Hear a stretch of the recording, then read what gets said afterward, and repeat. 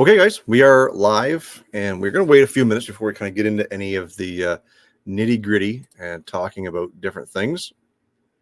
Don't know how long we'll be on.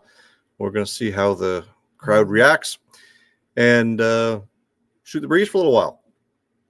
We got some friends that are supposed to be showing up at some point, and hopefully they're able to make it. If not, well, you got me, and that'll be the show for tonight. The biggest reason why I'm doing this simply is the fact that I just didn't have time to put together a regular upload for this week. Working on a couple of things. Hey, Paul, glad you made it.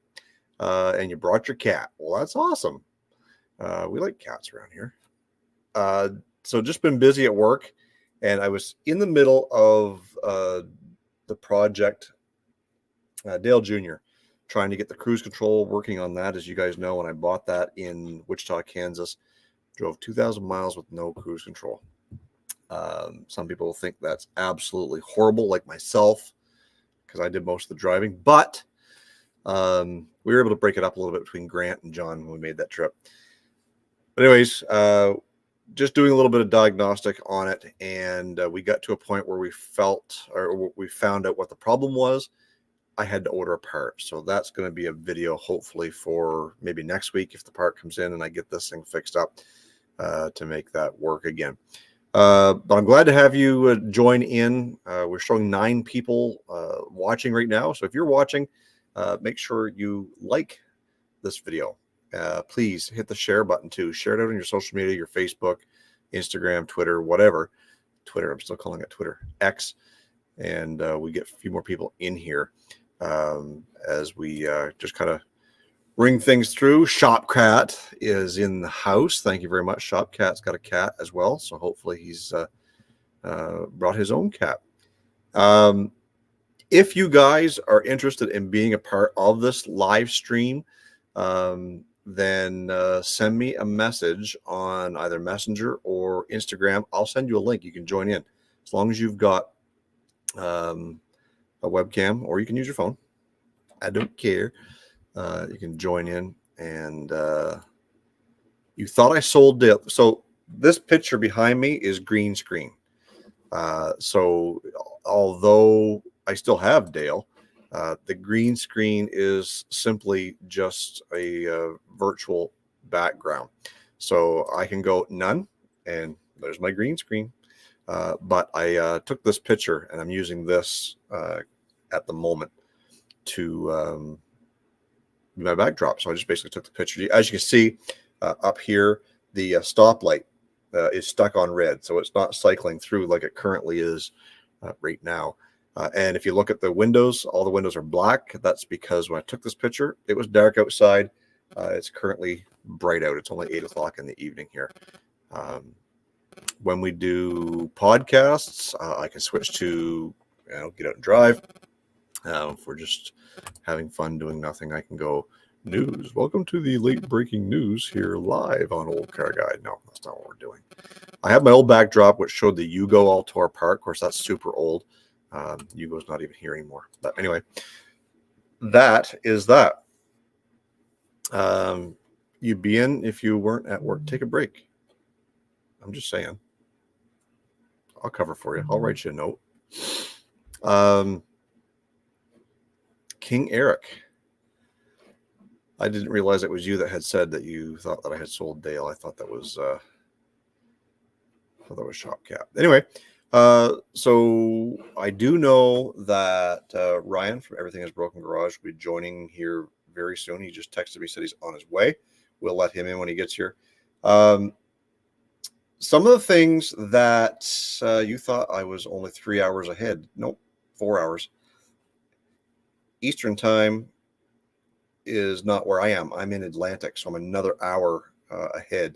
So it's Atlantic, Eastern, Central, Mountain, and Pacific. So there's 5 time zones, but there's only 4 slots in there. And depending on where you are, depends on whether or not you observe daylight savings, Arizona.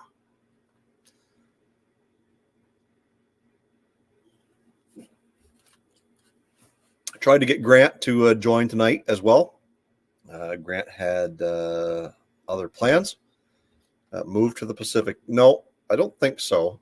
I think if I was to move to the States, it would likely be in the South somewhere. I like Tennessee, Georgia area. Texas might be a little too hot for this guy, but definitely southeast, somewhere around there. Would definitely have to be. No, I don't want to get political on here, but anyways, southeast, you still get a little bit of snow. If hurricanes come in, you don't get too much of that. The temperatures generally stay quite moderate, and if you're inland, you still get all 4 seasons. Unlike where I am, yeah, you still get 4 seasons where I am, but the winters are just 5, 6, 7 months long, depending on how long or how the weather's going.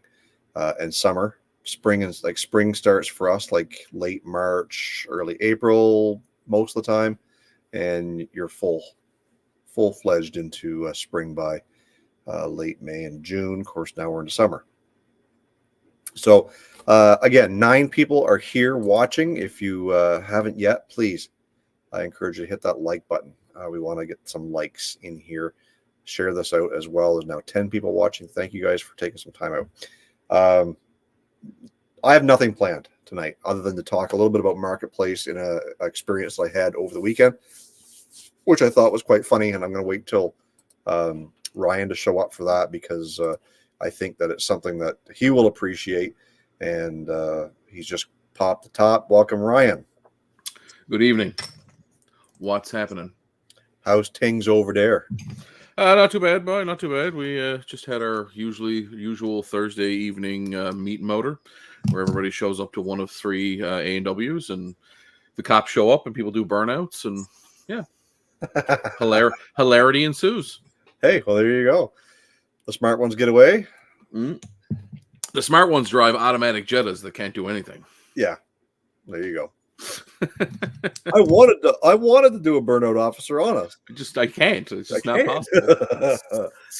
I put my foot down and sadness comes out. It's terrible. Yeah. Tom sucks at finance. I've never seen that name before. Welcome, Tom. Nice to have you here. Here for the stories. Here for the story. We got stories. That's what today is about. Today is about stories. Shopcat says a guy is actively trying to scam me on my Patreon at the moment.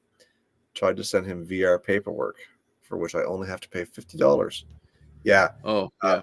I've had that before. Yeah. They try and get you to buy that so that you can send them money. Yeah, and then they get a cut of the commission of that, like, yeah, whatever it is, and then they disappear. Yeah. Yeah, I'll buy it, but here, you buy this vehicle history report, and I'll send you I won't even argue the price. I'll just send you the full amount. Meanwhile, they get $25 of the $50 on that report, and you're left holding the bag. Exactly.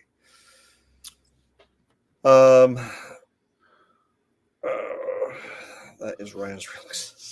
Telling stories. I guess I am a bit of a storyteller. Well, it's a Newfoundland thing. We tell lots of stories. But people don't want to hear the stories. They just want to hear your stupid accent. That's all. Yeah, probably, yeah. I mean, hey, I got mine. You got yours. Welcome to Canada, eh? Hey.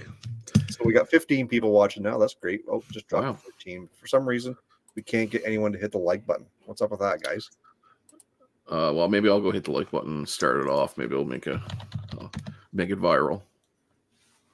Compass Garage, when we racing Jason. Yep. To be honest with you, man, I don't have anything worthy of racing anything. I think you do. I don't. You do. What? I want to see the Dodge or Chrysler race some sort of communist car. What, my Chrysler? Yeah, your Cordova. I want to see that. Yeah, I mean, that's not a race car. All 200 horsepower of it. 219. You took the smog pump off. Gotcha. Yeah, you don't want to race a 4,000-pound V8 against a barely Actually, I will 2,000 say pound. the only place you would want to see that race is both of them dropped out of a helicopter. Well, I suppose. I mean, they're gonna reach terminal velocity Exact same time. They're going to hit the ground at exactly at the same time. right? Like whether it's 2,000 or 4,000 pounds, it would be a spectacular race just the same. That was the joke when the new Rabbit came out. Yeah. The Volkswagen said, this was back in the 70s. Volkswagen said the only way for the original Beetle to surpass the speed of the new Volkswagen Rabbit, was for it to be dropped out of a helicopter, and they dropped a Beetle out of a helicopter as a Rabbit raced by. Well, and it's funny because when I first bought the Yugo, all the Yugo jokes started coming out, and of course, Compass Grudge, he can attest to a lot of these. How do you make a Yugo go 60 mile an hour? Well, you downshift on the tow truck. Right. There's all kinds of things. You drop it out of an airplane, whatever you want to do. Like, there was all those jokes out there, but of course, believe me when I say that I am 100% regretful with not following through with that build, because we had an opportunity to get to a racetrack to race against each other, and I'm certain he would have blown the doors off me. But the hype, the shit talking, the actual racing would have been so fun, regardless of whether I won or lost. And like I said, I was fully prepared to lose, but we had to shit talk a little bit. And at the rate that he was going to, I shouldn't say at the rate, the quality of build he was doing with his Yugo, I didn't stand a chance. I really didn't. The only thing that would have made it slightly less embarrassing for you would have been if Aging Wheels had showed up with one of his other communist cars. Yeah. And blew the doors off. One of his like electric Codas or something like that. Yeah. Right. Like, I could have beat that guy. Oh yeah. He's got a Trabant that he's putting a Würzburg engine in, I believe. So the Würzburg was the secret police cop car in Germany at the time, and they could only be bought. They were made to be faster than anything that the people could buy, so the cops could. Yeah. So apparently that's a popular upgrade. Well, in the Compass Garage says he just wanted to have a good time, and like I said, we just shit talked all day long of who was going to win, who was better, who was faster, who was. At the end of the day, you're still driving Yugos. So we're still driving Yugos, and it would have been for great content. And either way, at some point we do have to meet up, and I think that that was a great relationship that we built there, having that Yugo in common and being able to do that. And I think that at some point, I really still want to someday get to meet Alan and maybe take or go for a ride in his little speed. on the back of the tow truck, right? No, I can't. He's got a couple of different Yugos, several different Yugos, and one that he did Tail of the Dragon in, and he lives in Iowa, so he drove clear from Iowa to Tennessee. Wow. And did Tail of the Dragon and drove it back, and man, that thing just, it buzzed. It just sounded really good. He kept up with everybody else, and now this one that he's got is going to be pretty well a purpose-driven race car, or a purpose-built race car. But he's also got the Fiat Busa. Yes. So to put that together, you'll figure like what the Fiat Busa is.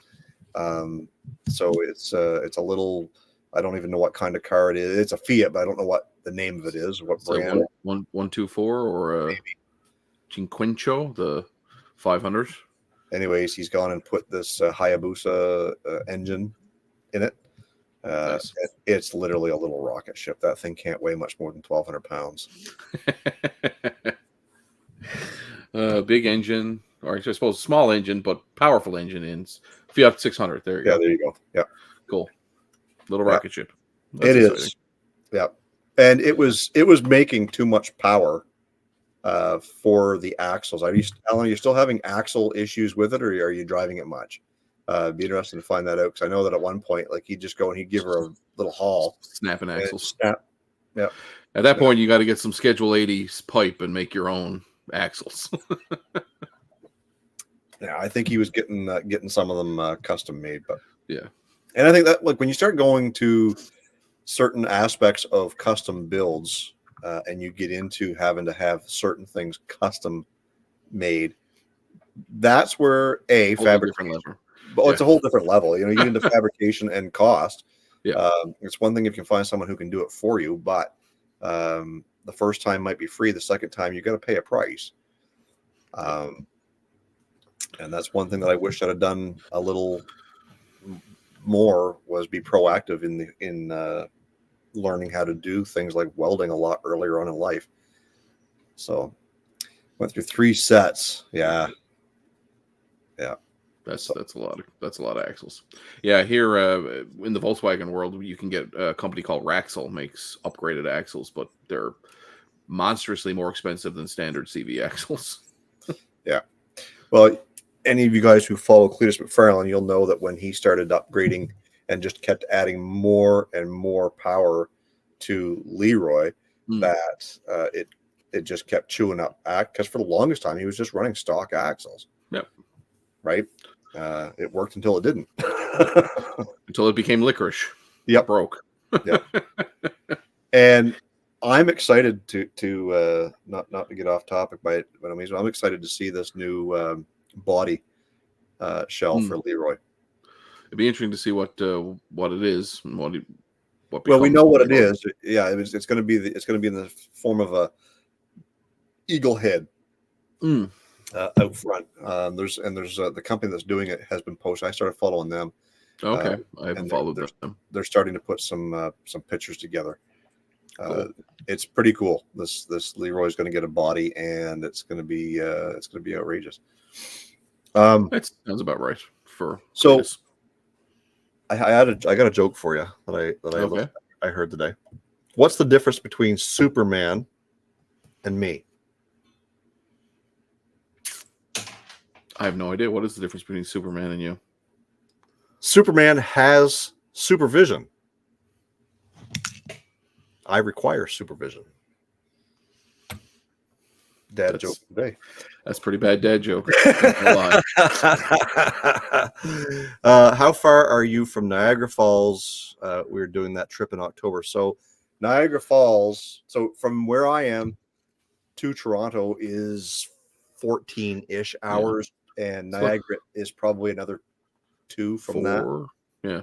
So it's, I could go through the states and I was going to say, you probably going down through Buffalo or coming up through Buffalo would be.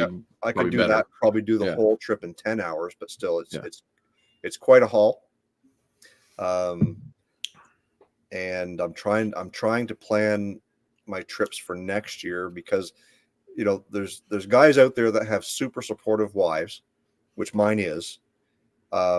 And the fact that she lets me go on a couple of trips every year is amazing, and I certainly appreciate that. But she's just happy to get you out of the house. I think so.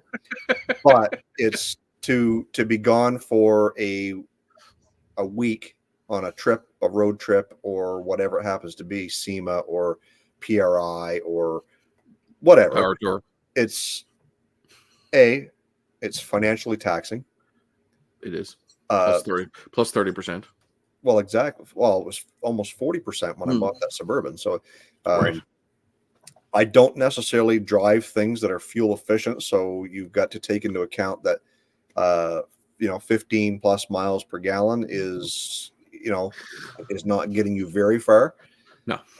But again, you got to take that all into account. So this coming weekend is C10s in the city. I went last year. John and I and Grant drove down. Has it been a year already? Wow. Oh, yeah.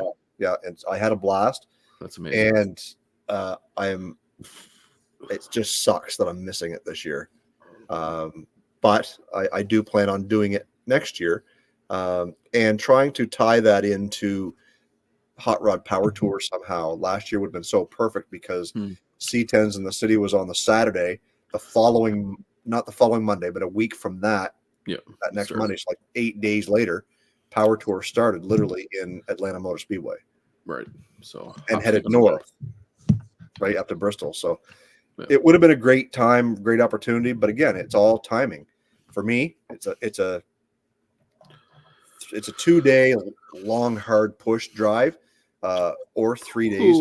No, I'm 2 just days. Saying. Boo. No, I'm just saying. It's 2 days for me to get off the island. Right. But the point that I'm trying to make is time off work, time away from home. Right. Is your 6 days travel just to and from. Right. So when the time comes to plan a bit of a vacation / think time to do things, you've only got 2 or 3 days to do that before you've got to turn and burn. Right. So you're cramming a heck of a lot of stuff into such a short period of time. I mean, the only option really would be to prolong your time would be to pull a derrick and fly in and buy something. Yeah. And drive it back. Yeah. Right. But again, it's cost. Sure. Yeah. Right. I mean, I flew to Wichita, cost me about $530 Canadian. Right. Okay. And driving home, it cost me about the same in fuel. Plus hotels and there was food. three hotel rooms. There's your meals. Yeah. Right. So there's a lot of costs involved. So even if I flew somewhere, bought a vehicle, what's the cost of that vehicle? Right. And not just the cost of the vehicle, but to get it, roadworthy enough to drive. Right. And to, do the preemptive, get the insurance on it. There's lots of logistics there that need to be figured out. Yeah. So it's and then you've got to drive home. Sorry, there's a mosquito in here. We watch a lot of guys who do it. Vice Grip Garage, Junkyard Digs, Dalton. They all go and they do all these fly and drives. And what you don't see is the 10, 12 hours that they don't actually show. Yep, they put it into a 1 or 2 hour video. Right. But they did that over the course of several days. Well, I mean, Dalton's last video, I think he was a week or more between getting 3 different vehicles and getting hit by a dump truck or a semi. Yeah, like that was a whole ordeal. Yeah. Right. Yeah. Again, it's when you get to a point where money becomes less of an object. Yeah. You get your YouTube channel hitting 100K. You've got sponsors and a little bit more disposable income from the channel and this and that. You can do more of that stuff. I'm not there yet. So what's your last account for subs? 32.7, I think. Oh, so you breached 30. Awesome. Well done. No, thank you. So what are you projecting? What do you have a projection? 40 by Christmas? Yeah, I think that's probably doable. I'd like to see 50. But sure. I mean, 50 for the new year. Let's make it a goal. 50 for the new year, but again, and all it takes is that one video. And I've got a buddy of mine who is very film oriented, very camera and angles and this and that. And we're committed to each other to try and don't take this the wrong way, but a scripted form. Sure. Of content. A formula for content. A formula, exactly. Yeah. So not script, a formula. A purpose built video to see if we can strike the algorithm. Yep. We don't know what that looks like yet, whether it's going to be something that we're working on with Dale Jr. Or if it's going to be totally even something unrelated. One of the style videos that tend to do really well in the long term are the best used car videos. Yeah. I've got 6 of them out there now. The most recent one that we did was on a Toyota Corolla that him and I did together. So he helped me film that. Okay. And it was flatlined for quite a while. Well, in the last couple of weeks, this thing has just started to ramp up. It awesome. went from like 800 views to like almost 5,000 views in 2 weeks, and the curve shows that it's going to go. And that's what those type of videos tend to do, is people tune in to the best used car, and it's triggering. So you know what my best video is? What's that? It's when we put a steering, and it's the only one that gets comments, a steering shaft in an A4 Audi, because we made it somewhat educational.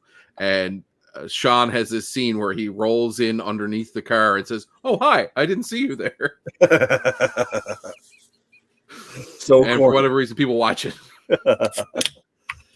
Well, I stumbled upon this little formula when I just randomly took a Chevy Cruze on trade, and we at this point we all know what the Chevy Cruze is.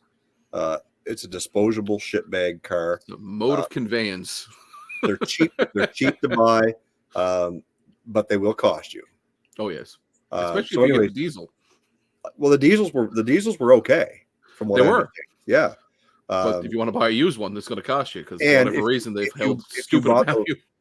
If you bought the LS model, the 1.8, yeah, you did okay. But when you get into the 1.4 turbo, yeah, garbage. So I did that video and I explained all the flaws that those things have. But I also explained the fact that, if you're handy, you can work on this stuff yourself. Yeah. You can fix all these things. And everyone that we were bringing in, we were doing a lot of this stuff, so we knew what to look for. But anyways, I titled that video, "Is the Chevy Cruze the best used car?" And I had a big picture of the Chevy Cruze as a thumbnail. That video is at almost 110,000 views. Yep.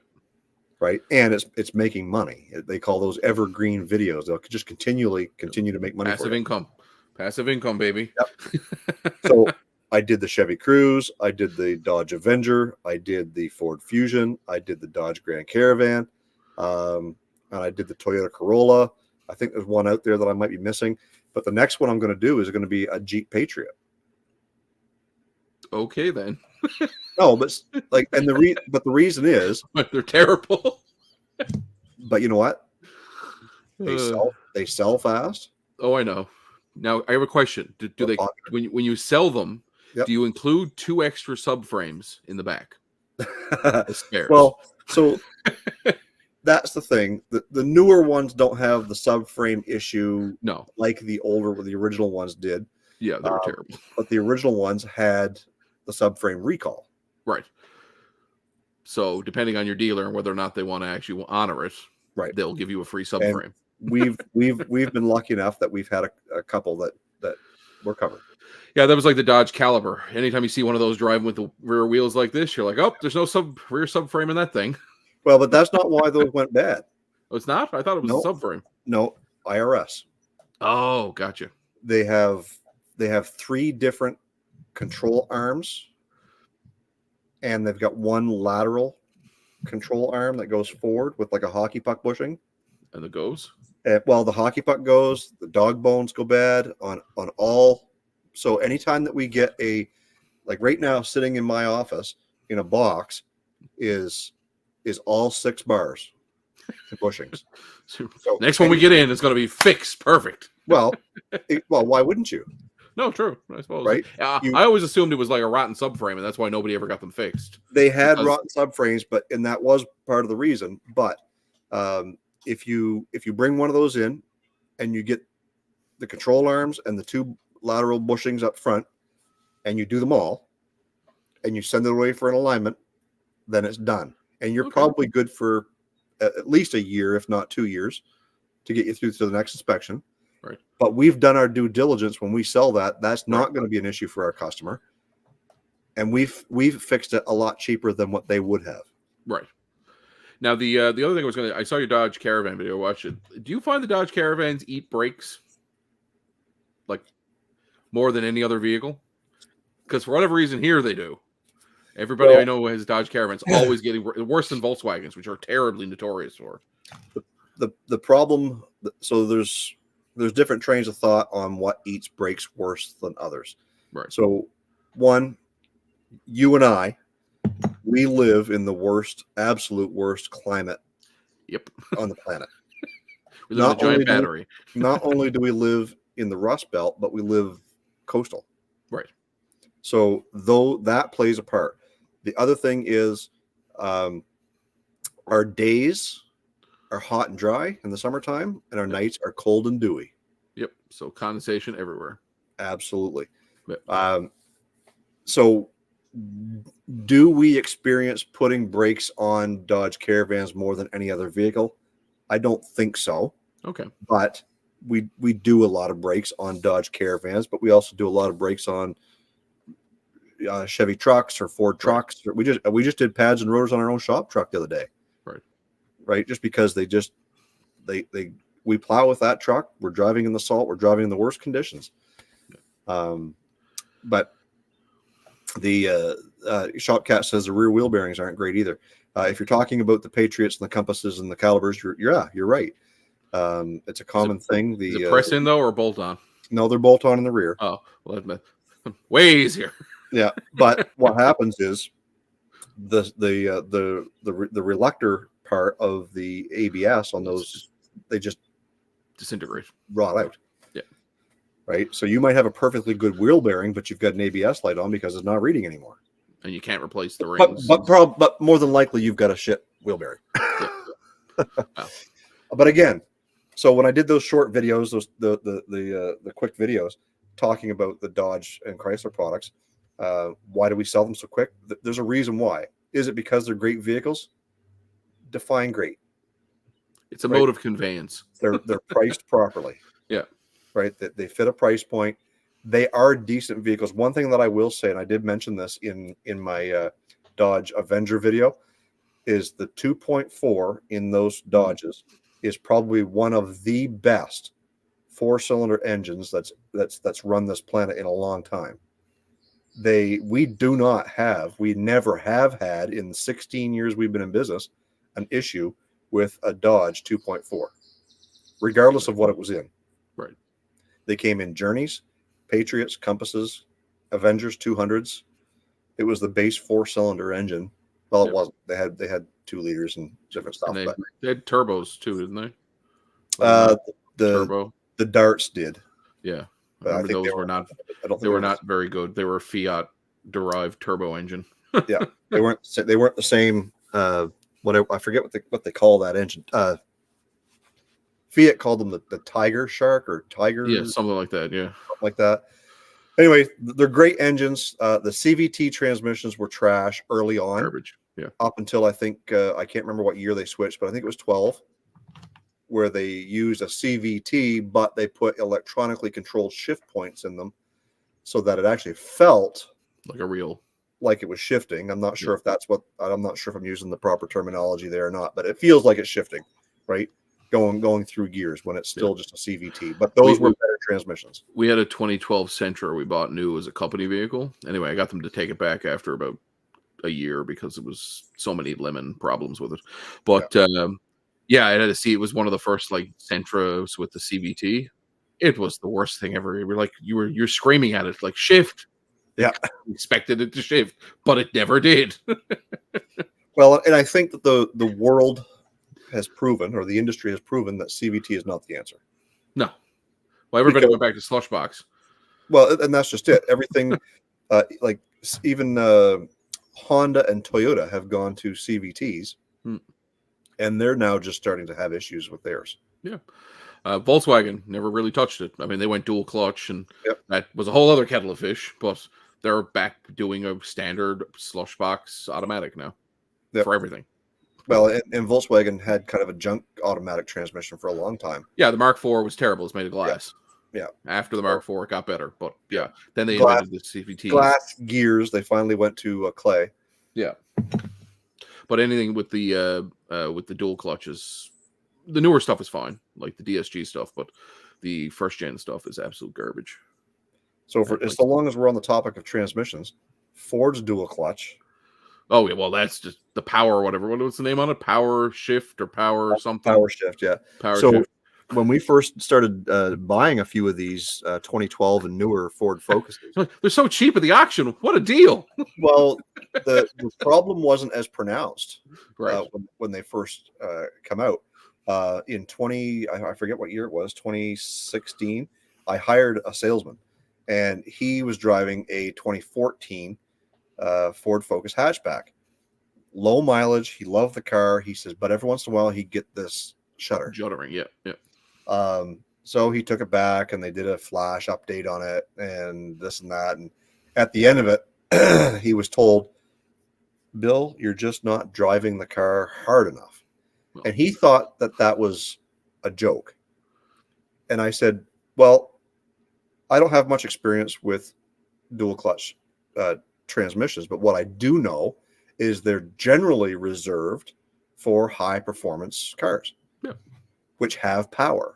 Correct. That when you drive them, they operate the way they're supposed to. Yep. And I told him, I said, if you were to drive that thing pedal to the metal everywhere you went, you probably wouldn't experience the troubles that you're having with it, which I think was the case across the board. Who buys Ford Fusion or Ford Focuses? Old people. Generally. So, and do they drive them hard? No, they just creep around. And that's the problem we're seeing now with the turbos, because short driving on turbos is terrible. And most old people now are buying cars with turbos in them, and they're having terrible, like all Volkswagens here in Newfoundland, for the most part, get actuators seized and get issues with the turbos because they're just not run. They never get to temperature. And they're not, you have to literally drive the piss out of it. Yeah. Right. Drive it like it's stolen. Well, and I shouldn't say I don't, but I generally don't drive things like hard. No. Well, who could afford to with those fantastic gas guzzlers behind you? Right. I mean, the sound is good, but geez, the cost per mile per gallon is terrible. Yeah, and that's the thing. If I drive Dale the truck on the highway at speed limit, I can get 18 miles a gallon. Oh, all day long. The problem is at the speed limit. Well, exactly. The problem is at speed limit, you're going to get run over. Right. And that's why you have to install cruise control and go 15 over. Yep. Dale Jr. We were literally 80 miles an hour most of the way home just to keep with traffic, and we were still getting past. Yeah, and then that engine was just give gas. Yay. Yeah. You go 500 miles, fill it up. What's 880 in metric eagles? 125? 120? What are you talking about? 80 miles an hour in kilometers per hour. 125? Probably like 125-ish. Okay. So that's a pretty good clip. Yep. When your speed limit in Canada, you're like here in New Brunswick, it's 110. Oh, you're so lucky. You get the extra 10. We're stuck at 100 here. Yeah, but you got 2-lane fast roads, right? Like sometimes they've gone double lane in other areas, but they haven't increased the speed limit. Yeah. We also can't be trusted. So I mean, those of you who are driving Volkswagens don't have to worry about it anyway. Well, I mean, let's be honest. It's hard to get to 110. It takes some time. There's a reason why they didn't make Back to the Future of a freaking Beetle. Well, I mean, we would all be about adjusting valves and replacing jugs, and the DeLorean would never go anywhere. It'd be very terrible. But I mean, they did pick a DeLorean, which obviously has that stupid. I think is it a straight six or a V6? Renault, Volvo, Peugeot engine thing. Yeah. Terrible engine. But it sounded beefy in the movie.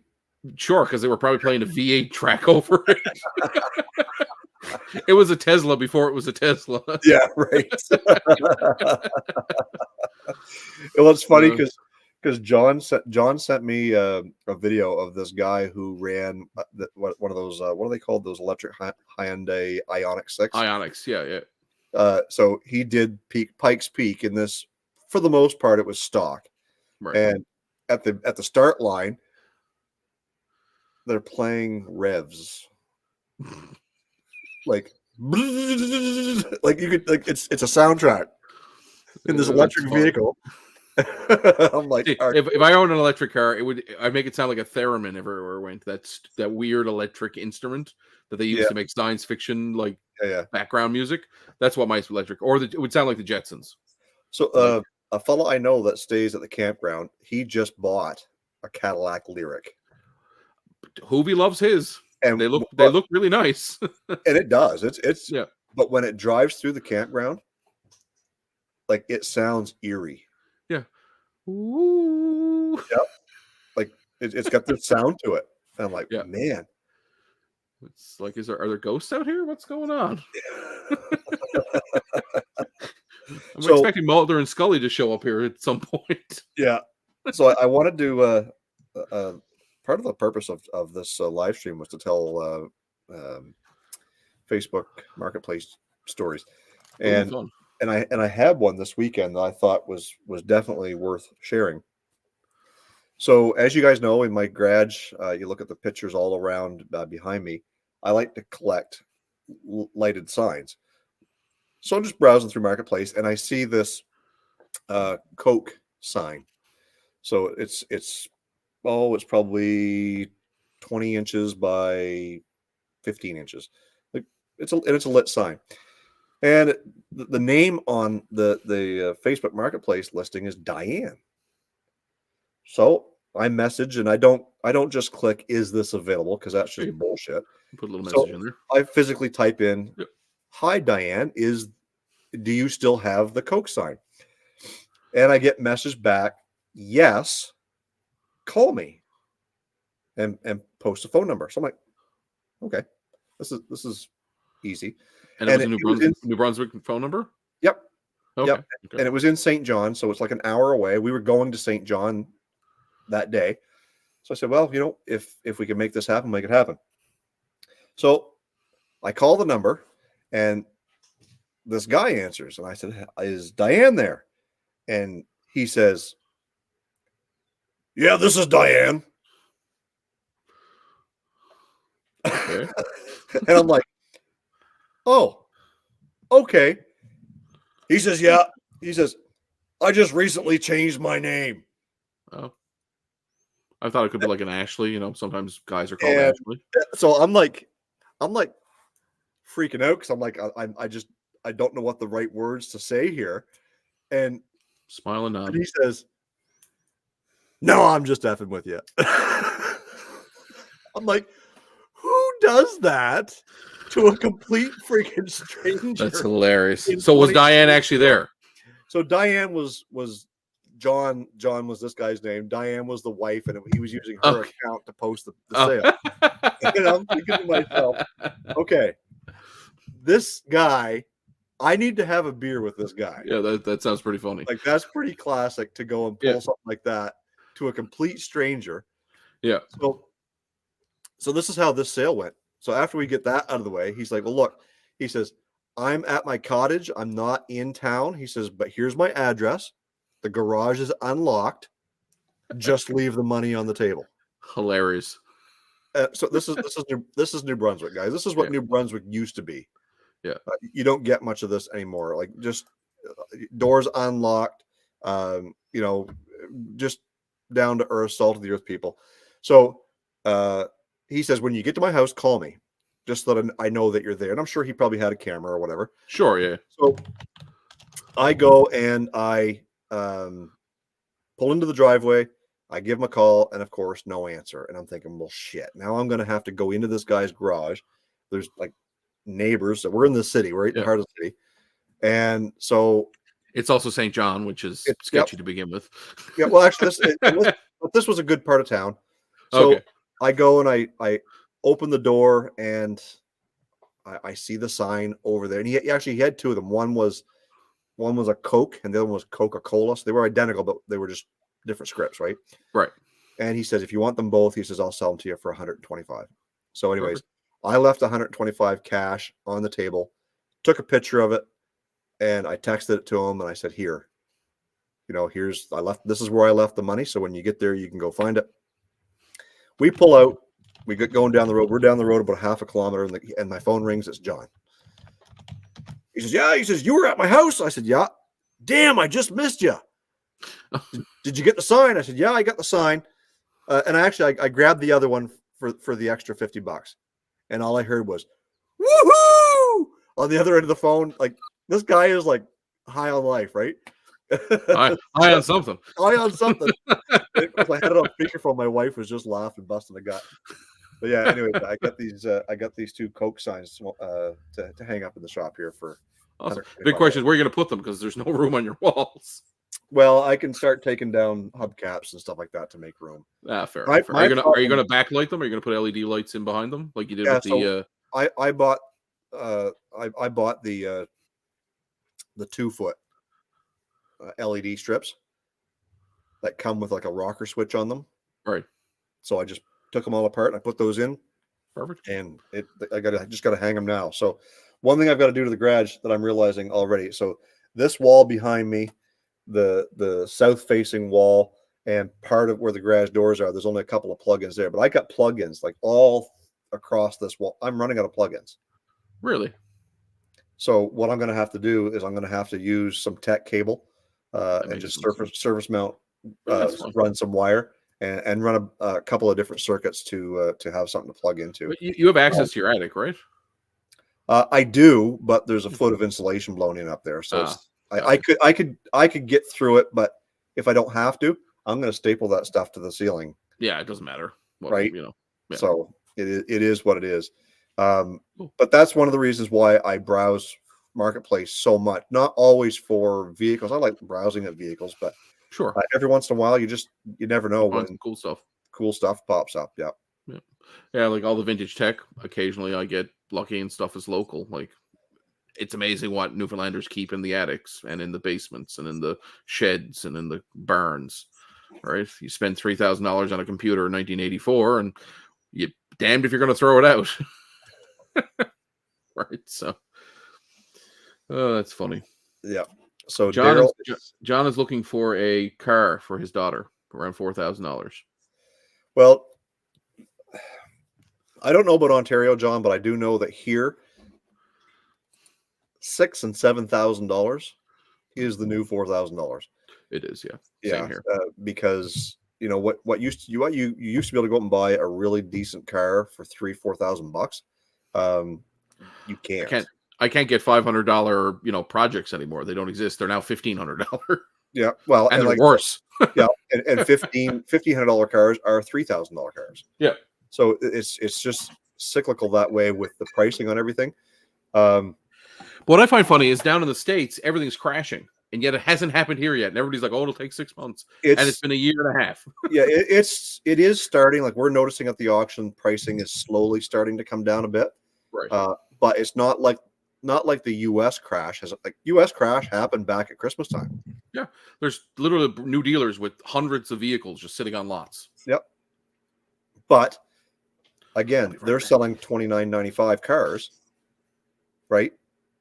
In U.S. dollars. So you add another 40% to that, and that's where we are right now. So it's going to be tough. And John, you're right. It's expensive here as well in New Brunswick. So if you can find a car private sale, that's probably where you're going to get your deal. If you're going to find one, you're not going to find a $3,000 or $4,000 car at a dealership. Is the problem. Keep an eye on Marketplace. Don't write it off. Stay away from Kijiji. Marketplace is so easy for the average person to post something for sale. So if you keep an eye on it, word of mouth is big as well. There's a lot of people who know somebody who knows somebody who's got something for sale, or their neighbor just passed away, or their grandfather, grandmother. I'm not sure I understand. Shut up, Siri. Somebody knows somebody, so it's always good just to spread the word. Tell everybody that you're looking for a car, and that's where people will come out of the woodwork, and you'll be able to find something. Grimm's Auto Service, long time no see. What's up? Yeah, it's been a while since we've actually done a live stream, but I'm glad you were able to jump in here. Make sure you hit that thumbs up button. If you guys haven't done that yet, please hit the like button on your screen. It helps. It tells people that we're doing something good over here, whether we are or not. Let's fake it for a little while. Fake it till you make it. Yep.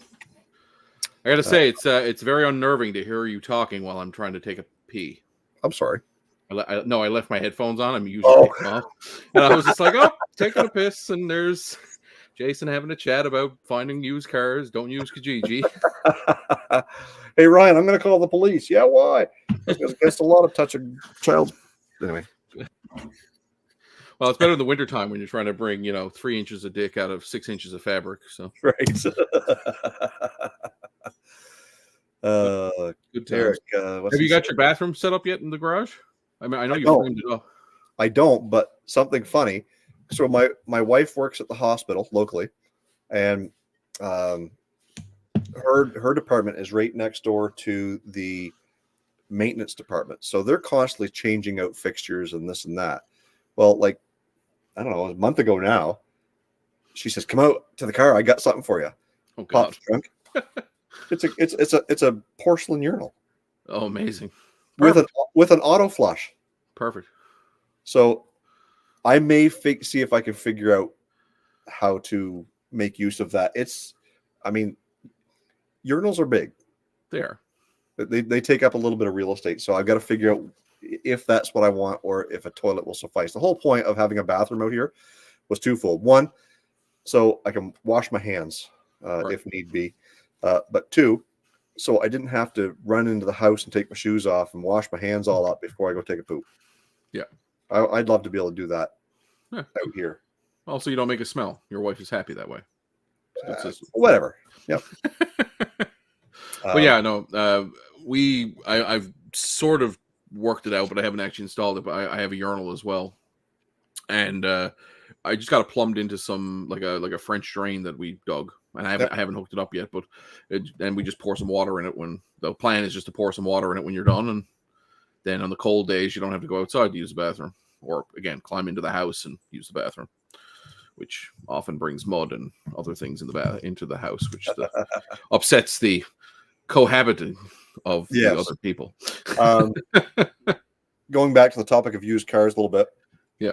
King Eric asked if I have a lot of cars for sale right now. So surprisingly, I do. I have about a dozen cars right now. The last time we hit the auction, we came home with 7. Wow. And if you guys follow along, I bought the 3 former taxis / limos, which we're down to 1 now. I just sold the other Lincoln today. Oh, awesome. So Ryan's Roadmaster is still available. Still for sale. Still for sale.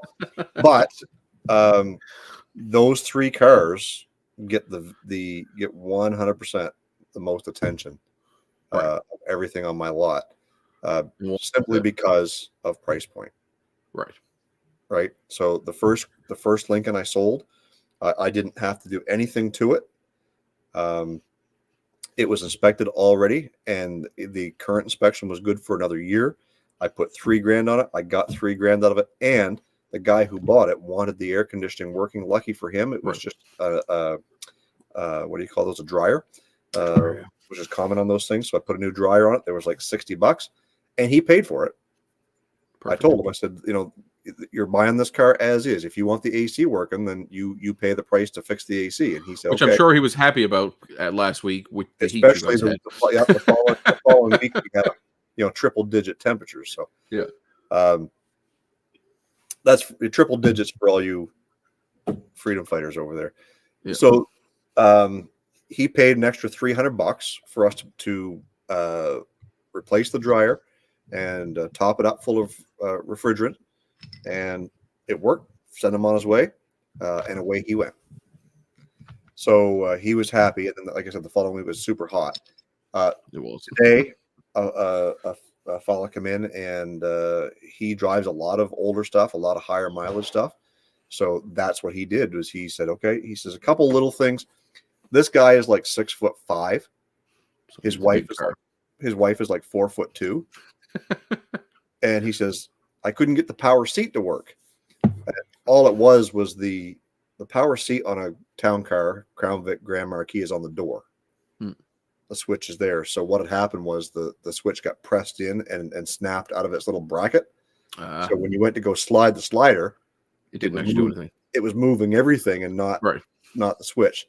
So I took the door panel apart, put it back together. The tabs were broken. I kind of metal plastic welded the tabs back in there and got that fixed.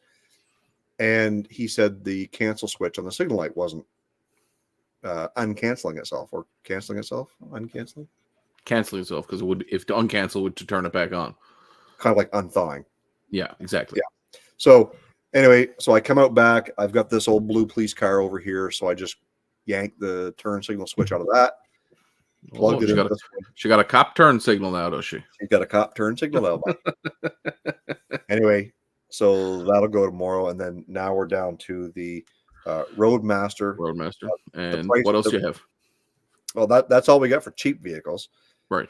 So then we've got a low mileage 13 Mazda 6. If you guys remember me doing some shorts on the water pump going bad on that car. Oh yeah, right. V6, the water pump goes bad, leaks into the base, cooks your bearings, which it did. So did you just swap the engine after, or did you rebuild it? Yeah, we swapped the engine and we put a water pump in it before we dropped it back in. So it's got a new water pump with a used engine. Perfect. But it's only got 140K on the car. Right, it's 2013, so it's well below average. And what's that going for? 8 or 9, 10? I think I've got like 10.4 on it or something like that. So not terrible. I've got two. I do have 2 Jeep Patriots. I had a Dodge Journey, sold that. Had a Grand Caravan, sold that. I've got a Ford Escape. I've got I took a Buick Lucerne, a 2010. Oh, sorry, 2011. Right. The mouse car. I was going to ask you about that. Yeah, so no, the Buick's not the mouse car. But but the other one was, right? The other one was, yeah. So I 2011 Buick Lucerne, 141K on it. And then the 2010 Rot Box Focus. I noticed the black paint on the bottom of the rocker. How much of that is actually long strand fiberglass? Well, it's actually they're actually Bluetooth from front to rear currently. Oh, Bluetooth! Oh, they're fancy. So the black that you're seeing is simply just shadows at this point. Oh, they're actually gone. Yeah. That's amazing. So along with about 2.5 feet of rear wheel well. Right. So what are you gonna do with that? You're just gonna scrap it? Yeah, I think what we're gonna do is we're probably gonna yank the motor and trans because I believe, if I remember correctly, it's a low mileage car, like less than 200K. Okay. So there's probably $600 or $700 just in a motor and trans right there. Your cat, you get a couple of $100 for maybe if they're. Yep. Well, no one's buying cats right now. It's a dead market, but sit on them though. Platinum. Still, I can send the shell to the scrap yard and still get my $250 out of it, right? Plus, I got a motor and trans. And any good tires on it? Yeah, it actually came with 8 tires, so the tires that are on it aren't bad. Perfect. And the winter tires that came with it were studded, and they're about half wore out. Perfect. So, a couple $100 there for sure. Yeah. Or an upsell on a new car when somebody buys something from you. Well, we sell a lot of used, so we like a lot of takeoffs, right? So we get something in. Tires are okay, so we just take them off, throw them in the barn. Grab some new ones for the thing you're selling, and cool. Yep. Are you finding? I noticed that. The Wizard, the car wizard, down in Kansas. He's had nothing but trouble with used engines the last few days or last few times. Are you experiencing any of that in the last couple of engine replacements you've done? We don't do many of them. I mean, if we have to, we'll do them. Like in this case with this Mazda, right? It was essentially a trade, right? So we bought it cheap, knowing we had to do an engine. The engine's not cheap. The labor's not cheap. But like we've got several different dealers that we get our engines from. So we do use LKQ around here, and they're great because I mean, sometimes they're a little bit more expensive. But they give you like a 6-month warranty or a year warranty or something, don't they? Yeah. And you can buy. I think 6 months is the standard. Yeah. And you can buy the extra 6 months if you want for dirt cheap. Perfect. But there's a local salvage yard in St. John that we deal with that treats us really, really well. Perfect. In fact, when we did the engine in Junior's car, the Veloster, it was knocking. The replacement motor was knocking. So they gave you another one? So Perfect. I said, what do you want me to do with the old one? He says, I don't want it. I suppose, core, but they probably just don't get core. No. Right. Just into the metal bin. Yeah. So we don't do a lot of that stuff. That was the only time we ever had an issue with an engine was Okay. on Junior's car. Yeah, it seems like, I don't know if it's just the sort of the back end of the COVID supply chain issue, you know, a couple of years of people not doing maintenance on their vehicles, and now all the engines that are ending up at the scrapyard are, you know, more damaged than they would traditionally be. Yep. I don't know. Or it could just be meat hands at the actual salvage yards just ripping them out improperly. Right. So yeah, it's hard to say because you know, at a salvage yard, the whole time is money, as they say, right? So to properly dispose of the fluids and yank an engine out, they're cutting everything. Yeah. Right. And there's in theory they're supposed to cap off all the hoses and orifices and this and that, but you don't know the time it took between the time they cut the hose to the time they capped it. Well, they capped it just before you came to pick it up, and it's been on the ground for about 4 years. Who knows? Right. Right. And the mileage, it's getting harder and harder to find mileage in a used engine, transmission, differential, whatever you're buying, due to the same reason why used cars were so hard to get over the last 4 years was because of COVID. People kept the cars longer. Yeah. They put twice the mileage on they should have before trading them in. And I would say even in Canada now, because of our current economic cluster beep, people are keeping stuff a lot longer than even the States. So, you know, like I have friends who run garages and they're seeing stuff come in, and like 3 or 4 years ago, they tell the person just to get rid of it. But now the person's dumping $2, $3, $4 grand into something that is really only worth that. But what are their alternatives? Well, and that's just it. And to some people, I've got a buddy of mine, same fellow that helped me film that Corolla video. He's got a 13 F-150. It's got like 300K on it. It's a 3.5. Yeah. Been maintained, but in order for it to pass inspection, it cost him about $5 grand this year. Yep. What do you do? But go buy a new truck. You can't go replace that truck for $5 grand. Are you going to remortgage your house? Because that's what you're going to need to do these days, right? Like, a buddy of mine has a 2013 Dodge Ram, and this truck has been well maintained and taken care of. But it's been used. He uses it for a truck, and you know, he's looking at new trucks, and like, I can't get over the prices. He's sending me. He really wants a 6.2 liter V8. He wants to be the last of his V8s. Like, he says, this will be the last time I'm going to buy something that's got a V8 in it. I want to make sure it's, you know, the best possible V8 it could be. So he's looking at the 6.2 from GM, and the only trucks that come with that are, you know, basically the off-road package or the Denali. So everything is $100, $109, $107,000 for $1,500. Yeah, it's ridiculous. Is what it is. Right. And I'm like, I just said, at this point, for 4 years ago, I'd say, yeah, get rid of your truck and get something new because your truck's over 10 years old. But now I'm like, man, maybe you should just get your truck painted and put a new box on it and call it done. Like, well, and that's just it. New trucks incrementally go up every year, but they've gone up by like 30% in the last 3 years. Oh, all day. Like, you cannot. I looked that up the other day because I was like, what does a work truck cost now? Like, if I want a bog standard single cab long box, you know, 4-wheel drive with a 5.3 in it, what's it going to cost me? And it's like 45, 50 grand minimum. Yep. And that's before he gets to the island and before I pay taxes on it and before I pay the queen for it or the king for it. So, you know, you're closer to 60 by the time you actually get some options in it. And then that's still just a base model. Yeah. Base model with, you know, steel wheels and.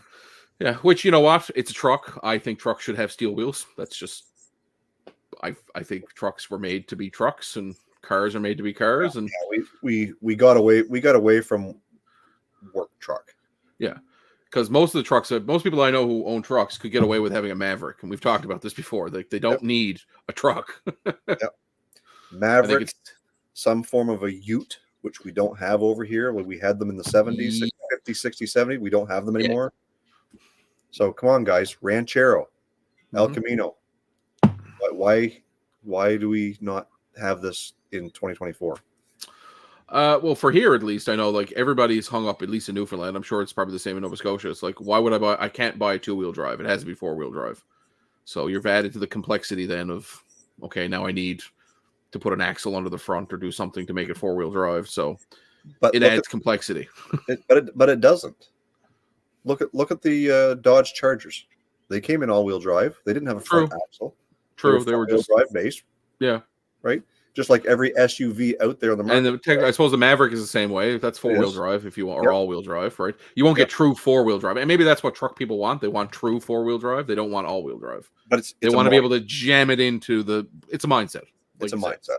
Yep. Right? But if you're using it to plow, I understand why you would want to be able to jam it in 4-wheel drive. Purpose-driven, yes, you need a truck. Yes. But like people laugh at us because we drive rear-wheel drive cars in the wintertime. Right. Are you crazy? What? They did it for 100 years before everyone started having a four-wheel drive. It's a lot of fun doing this when you're driving.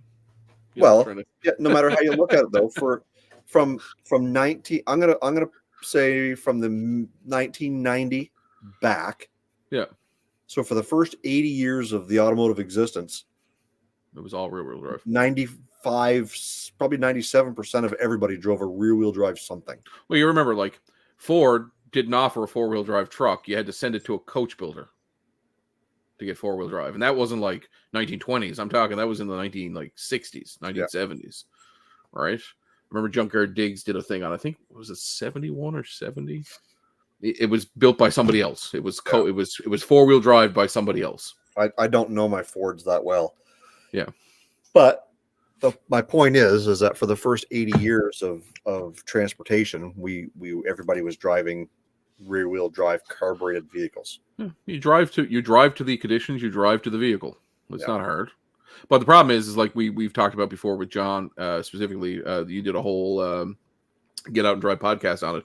The idea that safety features are actually making people more dangerous drivers because they just said, "Oh, the car will take care of it," right? Yeah. Again, if you had to get in a non-power steering rear-wheel drive truck and drive in the winter with no power brakes, and it's a manual, and it's a manual, you're a much better driver. So not early this week, late last week, I've been chatting with a fella, really learning, developing a little bit of a friendship on Instagram with this guy from St. Louis, not John, by the way. But you're cheating on John. He's artistic. Does he know? He's artistic, and he does web design and graphic art and this and that. So, excuse me. He, I asked him about, what do you do t-shirt design and what will the price be? And it depends on the complexity and this and that. And I said, well, listen, I've been wanting to upgrade my logo. You guys know that my logo here is OCG in the middle, and it's like a tire on the outside. I said, can I make one comment? I only recognized that it was a C the other day. Really? Yeah, I saw the G and I was like, oh, it's Car Guy. But then I looked, I was like, I don't know what I was looking at. I was like, holy shit, there's a C there. So anyway, I've been wanting to add a little more to my logo and make it a little more bold, a little more something by adding the Canadian and the American flag. 78% of my audience is American. Also, my wife is American. So there's that tie. I live on the Canada-U.S. border with New Brunswick and Maine. So there's a lot of ties to the international thing here.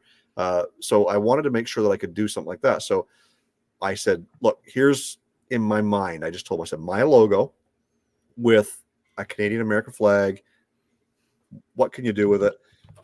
And he says, I would be willing to throw something together for you for $100. And I said, you know what?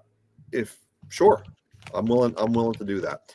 So anyways, this is what he come up with. And I want to share with you guys. I want you guys to tell me, what you think of it, because I'm pretty stoked.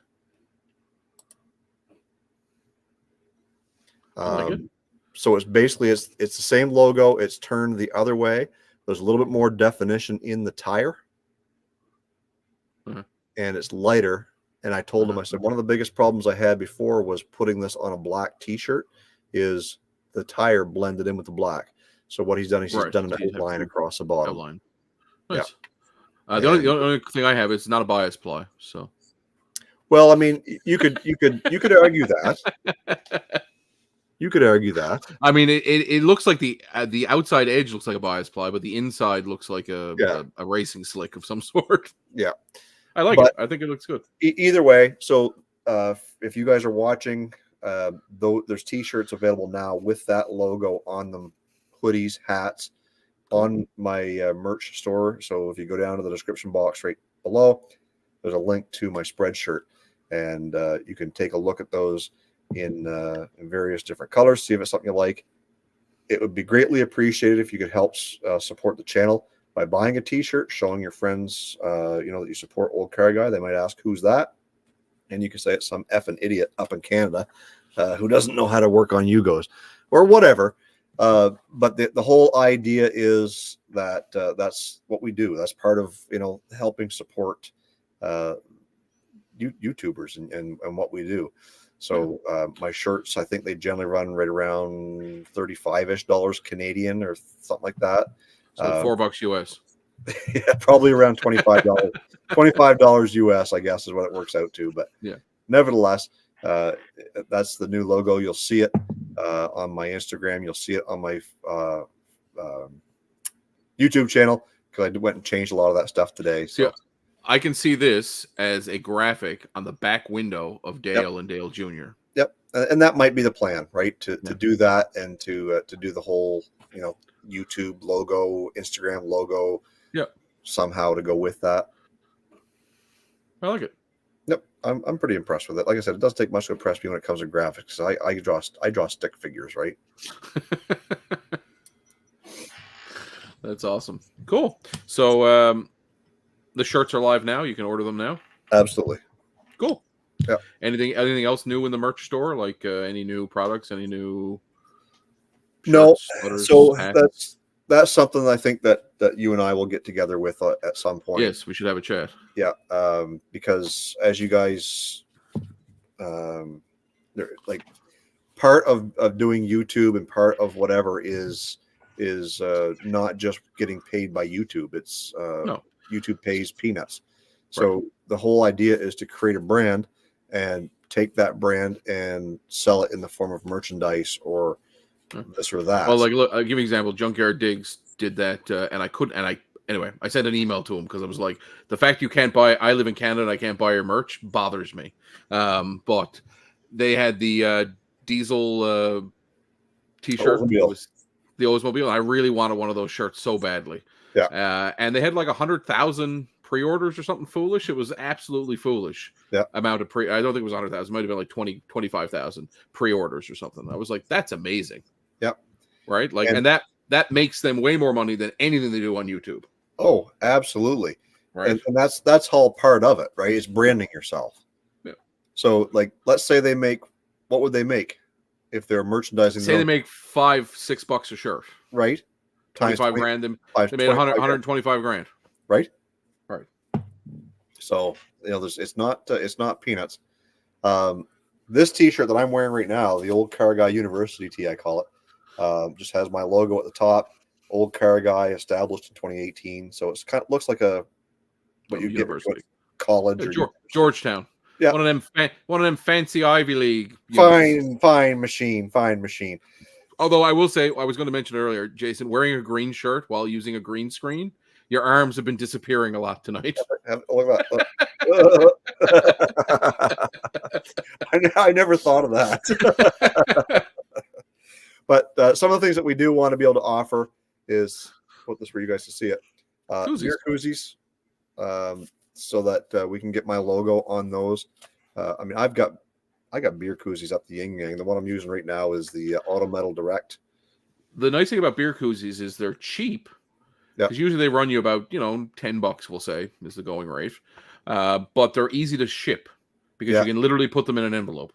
Yeah. Because they lay flat. Well, so for a YouTube channel so for a YouTube channel selling merch, it's quite an easy sell. And because everybody also drinks beer. or something. Some people, ciders. Some of you women out there like to drink twisted teas, but I mean, yes. I remember when I was a high schooler, right? And I think the whole idea, Ryan and I have talked about this before too, is at some point, I really would like to start warehousing my own merchandise. Right. So that when the orders come in, the orders come directly to me. I package them, I ship them, done. There's definitely more money to be made doing it that way than there is letting Spreadshirt do it. Because Spreadshirt, yeah, you're only making, $4 or $5 a t-shirt. Right. Whereas if you were buying the shirts yourself and having them printed, you stand to make $10 to $15 maybe per t-shirt. But the whole idea is branding yourself. To give you an idea, I do a car show every year, and we were hiring a local person to produce the t-shirts. I was the one in charge of it, and I just got really fed up with it. So I actually went to my current provider of t-shirts, which is a multinational corporation. They're based in Canada and the United States. And basically, I make the same amount of money, but I have to do absolutely nothing. So it made a lot of sense in my mind. Yep. As much as I want to promote local and try to shop local as much, like the same company still does our stickers and does other things for us. But the t-shirts were just a nightmare because I'd have to have what sizes am I ordering? What am I keeping in stock? All that became a bit of a nightmare. And this way I was just like, yeah, you go on the website, you order what you want, and they'll ship it right to your house. And I don't even need to touch it. So, and that's one thing I do like about the whole Spreadshirt thing. But they do allow me to buy bulk orders. So, for example, for the show, I usually buy 30 or 40 shirts to have on hand at the show, which I actually sell at a premium because it's not my fault you didn't order it online. Yeah. So there's also that. Yeah. As I'm sure, I'm not 100% sure, but I feel like when you go to Hollyfest and you buy a shirt from Derek at the actual booth, I feel like that's probably costs more than when you buy it. You're paying $40 for the shirt there as opposed to the $25 on his website. Right. Yeah. Because obviously they got to pay for the booth or they got to pay for their time and Shopcat, remind me if I'm not mistaken. I believe you have one of my shirts. I think I remember sending you one. Didn't he win one? I feel like he was one of the winners. I think he won one back. I don't know if it was like a Christmas special or. Yeah. I remember the one I won, and then subsequently it had a stain on it, and they still didn't replace it. It's like a bleach stain. Yeah, it is. It's got like a big grease stain, like some sort of piece of machinery. Yeah. And I swear I didn't wear it and then work on a Volkswagen. That's not what happened. Yeah, he says he's got the Dale t-shirt. So. Oh, perfect. So speaking of which, is there a Dale Jr. shirt yet? Not currently. So that's something that I'm going to work with the fellow that got this new logo with me. Is I told him, I said, so I want to incorporate this logo into a Panther platform and to a square body platform t-shirt design. So the square body would encompass both Dale and Dale Jr. And the Panther platform would incorporate likely a cop car and a civilian type car of some sort, just whatever. And I am not the artistic guy, graphic artist by no means, by zero means. So I told him what I would want, and it's his artistic ability that's going to throw something together to say, okay, is this what you're looking for? So that brings us back to my thing. Remember the shirt that I made you for the Yugo? Now that you don't have a Yugo anymore, I think Compass Garage should take it. So I made him a shirt that said, not big block, Soviet block. Yeah. And it had a picture of a Yugo. Yeah.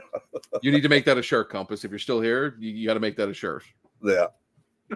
So at one point, Alan was putting a Honda B Series engine. Oh, Country Boy Gas Garage is here. Hey. Sorry, go ahead. Hey, Jason. Welcome.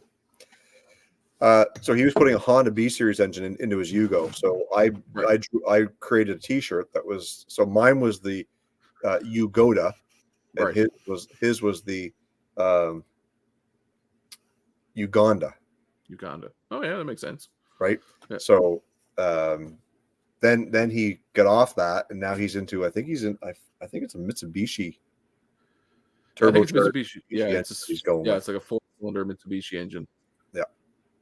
Yeah. So listen, I'm excited to see it running and see what it can do in a quarter mile or an eighth mile. it'll be a fun series to follow. It's he does really good work, and like I said before, for me to commit to doing a race with them was a really, really, really stupid idea. But I wish it could have happened. So cool. A Mitsu Yogota Bishi.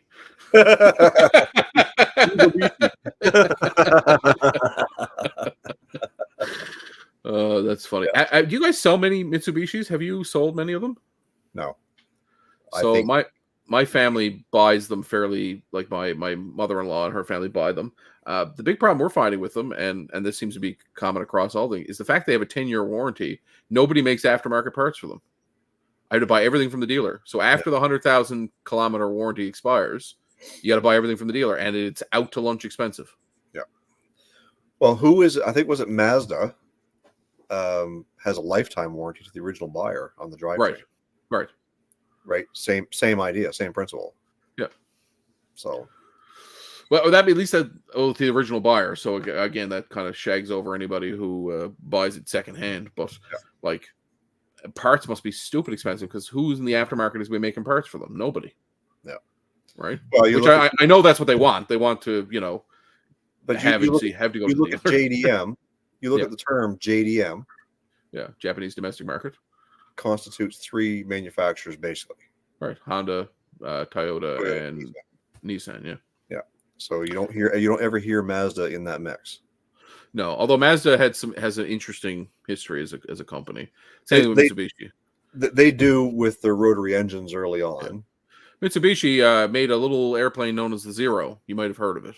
Yep. Yep. We didn't see it coming. No, but it certainly made a lot of noise.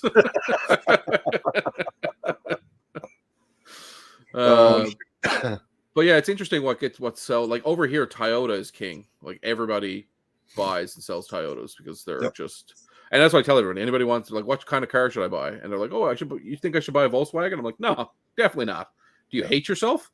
Do you burn money for firewood? Right. do you want a hole to throw money in? Because that's what I can give you. Yeah, go buy a boat. Right, exactly. Buy a sailboat. Yeah. But no, they asked me, and I always tell them, I'm like, listen, if you want a mode of conveyance and you want it to be just a car, Honda Civic or Toyota Corolla. If you want something with all-wheel drive, the RAV4 is fine. But the new Corolla Cross, which my mom just is currently buying one, they seem like fine vehicles. They haven't been around long enough, but it says Corolla in the name, so I got to assume it's of similar build quality. But it's an SUV. Yeah, it's a crossover, they call it. Yeah. And I don't really understand. Every manufacturer now is selling a slightly different crossover / SUV to one of the other ones they have in their line. It's like they're competing. Like the Tahoe from Volkswagen is now very similar to the Tiguan. It's a bit smaller. But like you look at Nissan, I mean, they got like 14 different SUVs, and they're all slightly smaller or slightly larger than each other. Yeah, because below the Rogue, you have the Kicks, and below the Kicks, you have the Qashqai. Right. But it's like, because they don't make like how and even Hyundai and Kia are doing the same thing. Yeah. Right. You've got your Sportage, and then you've got your Seltos. Yeah, and then you got your Kona. Yeah. Venue. Which you can't actually sell anywhere in but North America. Which is Kona, because the term Kona means something completely different in the Middle East. Does it? It's the name of a lady part. Yeah, so the Kona is actually sold under a completely different name in the Middle East and Asia. Do they sell pink ones? Right, they do. But they're not called Konas. They're not called Konas. What do they call it? It's the Hyundai Dolores.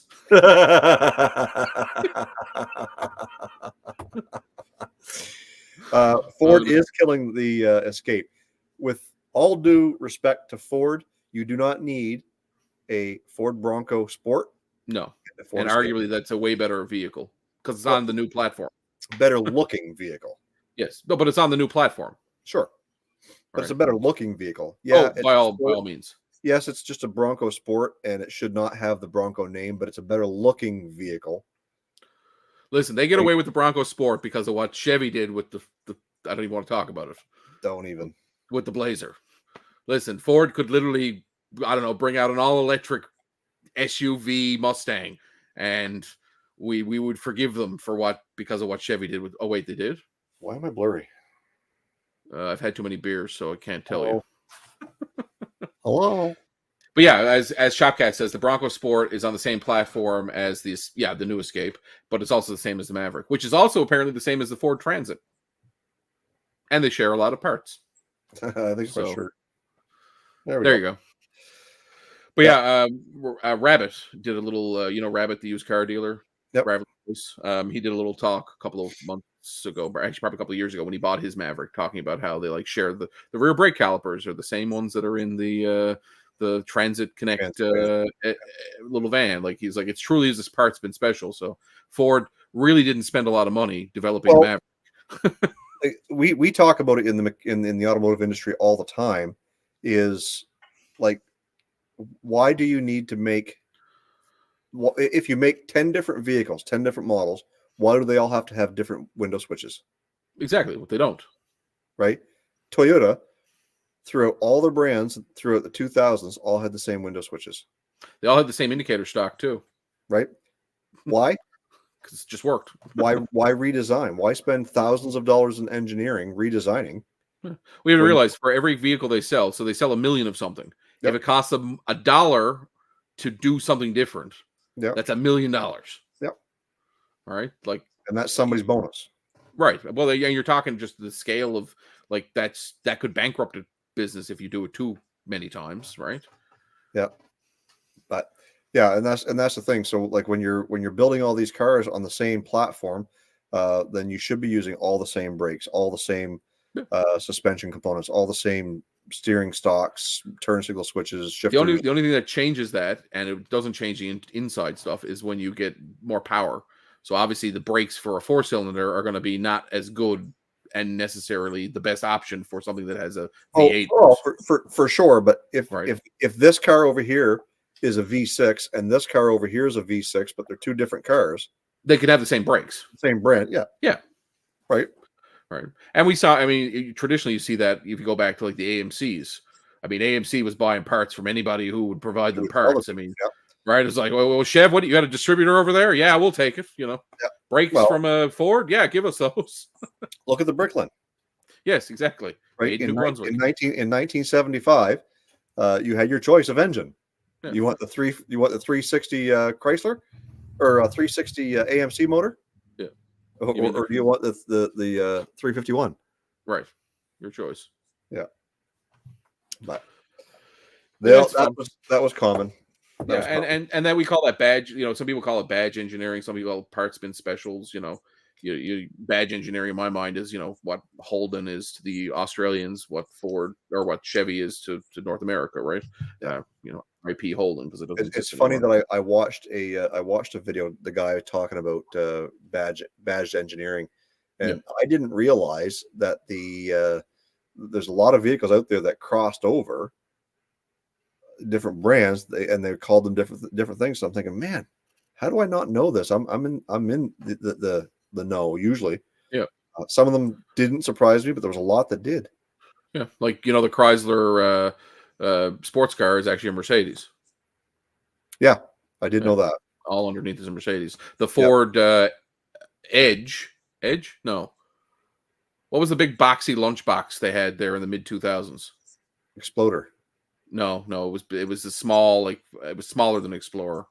It was like, well, maybe it was the Edge. It was actually a Volvo underneath. Like it was 80% Volvo. Oh, the Flex. There it is. Yeah, the Flex. Yeah. So that was like 80% Volvo.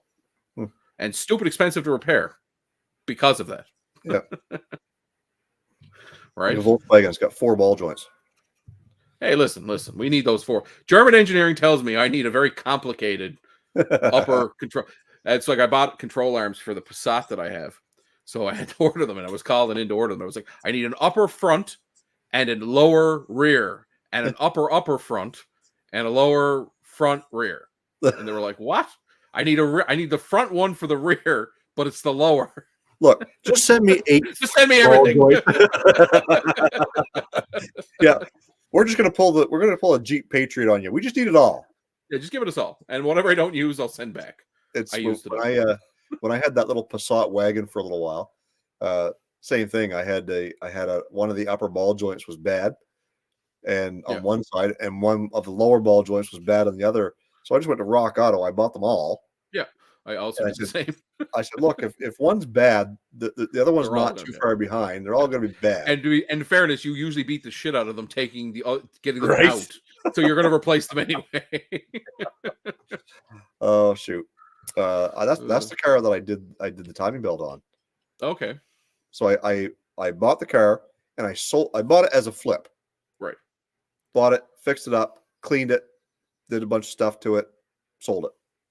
I sold it to one of Junior's friends who just drove the absolute living crap out of it. Ragged edge all Had the it time. had a month. Timing broke. Timing belt broke. So I told him, I said, look, I said, I'll buy it back. I said, but I'll buy it back for $500. Right. After selling it to him for like $2,500. Well, you got $2,000 worth of use out of it. Well, he just beat the crap out of it. So I brought it back. I did the timing belt on it, and of course, I had to replace a couple of valves in the head. Of course, yeah. So away you go, and you put a new turbo gasket on it, and away you go. Did you hold the piston and valves up and say "kith"? Make them kith. Till death do you part. Yes, exactly. So, anyways, and then I fixed it all up. And again, it was meant to be a flip. Right. But guess who said he wanted to buy it from me? Junior. Or no, the guy, the kid. Oh, Junior. Okay. I was thinking it was the kid who had it previously. I basically sold it to him for what I had tied up, and it didn't make a friggin' cent. Junior. Yeah. Way to go, Dad. Yeah. Anyways, sold it to him, and he drove it for quite a while, and he sold it. He made money, didn't share it with me. Of course. Anyways, long story. I mean, I dog on Volkswagen a lot, but I love that little car. Oh, they're great cars. Yeah. Like, don't get me wrong. If I lived in anywhere but where we live, I would have a 25-year-old Volkswagen, and I would drive it every day, and I would be very happy with it. Yeah. Like if I lived in Southern California, or even Oregon, or somewhere in the Pacific Northwest, I mean, the 30-year-old Volkswagen is still on the road there, and everybody drives them. Do you see what Russ Beaters? Yeah, I bought a BMW. I wanted to spend $2,000 to change a 96-cent gasket. Of course, like what? It's funny because I don't know if you watched Hoovie's Garage's latest video, but the car ninja is currently replacing the gasket on the I think it's an output seal on the transmission, but he had to take the whole transmission out to fix this little tiny leak. And again, it's like a $30 gasket, but the whole transmission has to come out. And it's a BMW, which makes it funnier. I think I sent it to you earlier. I'm just trying to find it here on my phone. I'm still listening. I just have to go for a second and bleed the weasel. Be right back. Again? Yeah, I know. I got a bladder of a 90-year-old. Anyways, I saw this video of this lady, and she's got this little keyboard out, and she's hitting two keys together, and it sounds like the tones of the warning lights on a BMW. And she's like, bling, oh, random water pump, bling, random gasket is going to cost you $5,000 before labor. It's like it's pretty funny stuff. Joe Doucette, 2008 Passat for over a year, $1,800 Canadian. First thing I did was change that. And that's, look, you're going to drive anything with a timing belt. If you don't know when it's done, just do it. Save yourself a ton of aggravation. A timing belt might cost you, depending on what you're doing it on, might cost you between $500 and $1,000. But an engine or a head and all that stuff is going to cost you significantly more. So if you're doing anything with a timing belt and you don't know, you just bought the car, you don't know when it's been done, just do it. If you're not mechanically inclined, it will be greatly advantageous for you to go find somebody who can change that out for you and get it done before you pile up the motor. And then you've got a piece of junk just sitting there that's got zero value because you just bent all the valves on it. Yep. I too dwell in that cave. Well, actually, the Volkswagen, my Eurovan, is coming over all Volkswagen-y again. I cannot get it to park off on ether, which tells me that one of the intake valves or exhaust valves is currently stuck open, which obviously in an interference engine means something happened. Yeah. So it's not stuck open. It's bent open. It's persuaded open. But the funny part is it sounds great, and I have compression. So, but then I was like, well, maybe there's some carbon built, but I'm like, I haven't driven it enough for there to be carbon jamming a valve slightly open. But isn't this the same one you converted from French fry? Gas to diesel. Oh no, yeah, it did run on some biodiesel for a while, but I mean, that might have done it. I mean, it's not great for it, but that has nothing to do with it. No, it's fine. It's fine. It's totally fine. It's fine. Carry the show. It's my turn. Oh, you're bleeding the weasel now. Okay. I was just going to show a live feed for my front yard where you can see my collection of garbage. So here you go. This is a feed from last Friday, apparently, because my camera's not updated. But in the middle there, you'll see that's Bullwinkle. That's the Volkswagen 73, I think it is, VW bus that hit a moose. So we call it Bullwinkle. Oh, now it's gone again. Give it a second, it'll come back. Give it a second. There we go. All right. There's my cat in the window. That's O'Malley. He's an orange cat. This is the van that we're talking about. This is my 1996 Eurovan that we converted from a gas engine to a diesel. I put a 1.9 turbo diesel out of a Jetta in it. So she's not having any... She will not start. And it's funny, I usually get her to start on ether, but she will not start. And like I said, it sounds like I have compression. I haven't actually done a compression test, but I'm off for the next 3 weeks. So I'm going to haul the head off. Well, I'm going to do a compression test first and then haul the head off. Yes, Bullwinkle. It's funny because it hit a moose. And if I had the photos, I'd show it to you. But I actually have photos of the moose. It was a juvenile moose, but it smashed the front pretty bad. And we actually grafted the front off a 75 onto it, but it's only temporarily held in place right now with ratchet straps and a bit of electric tape. But eventually the plan is to weld it in, but I found there was some frame bending from when the ran over the moose after it hit it. So the front driver's side is up about 1.5 inches. So I need to do some finagling and use my big purse to smash it back into place. What else? I've been watching, and his dad have a thing for 80s VW, especially diesel Rabbit pickup trucks. The diesel Rabbit pickup trucks are super durable because they are gutless wonders. 1.5 and 1.6 liter non-turbo diesels. Like, of course it runs forever because it can't do anything. It can't even get out of its own way. I love diesels, but you can't abuse it. You can't abuse it because it can't do it. It is what it is. It's just a sturdy little engine that can't really produce much power. I think it's 45 or 50 horsepower. Joe Doucette, if you don't follow James Cooper Ryder on Instagram, go follow him. He's got a lot of those caddy trucks that he's converted to more modern Volkswagen diesel. No, what you want is an R32 all-wheel drive setup in one. Slam it to the ground. Yep. And then it's nice and fast. And put the engine in the back. Because what are you going to use the PED for? It's a race truck. You're not going to put anything in there. No. Daily driver. It's the new model. No. If it's not a constant project, it's not worth it. Well, but doesn't that hold true to any Volkswagen? Kettle, this is pot. But I mean, you drive your dailies, and they're sort of Dale's kind of performance-y, I guess, ish. It'd be even more performance-y when you put an LS in it and a wasabi lettuce slicer. Wuhan war whistle. Yeah, there you go.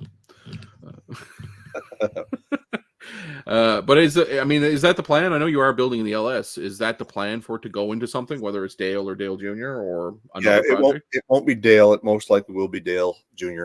Okay. Again, we're not going whole hog. If you guys go way back to when I first talked about selling Dale the truck, the whole plan was to sell Dale the truck so that I would have a budget to build Dale Jr., which I didn't have at the time. But because I'm independently wealthy, 90% on the fence, whether I should be selling Dale the truck or not, the budget is not Here's there. the thing: unless you're going to sell it and you'll never see it again, you're going to regret selling it. No, I don't think I would. And So if you saw that beat to crap driving down the road next to you, you wouldn't feel a little bit bad?